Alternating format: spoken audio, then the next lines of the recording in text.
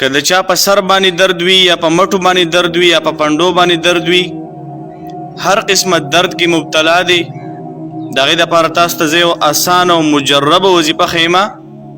مجربه وظیفه مطلب دا دی چې دا وظیفه ډېرو خلکو ته ښودلی شوي او خلکو په دې باندې تجربه کړې وي او الله تعالی وله شفا ورکړې وي.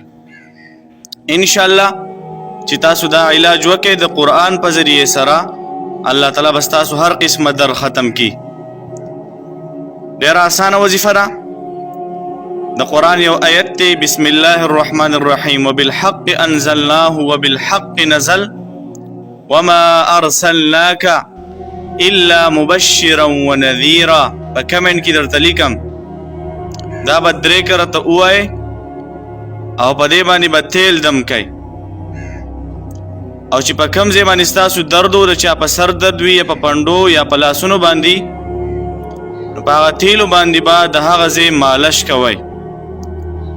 انشاءالله یو څو ورځې دا عمل وکئ، الله تعالی به ستاسو د بدن نه هر قسمه دردونه ختم کی.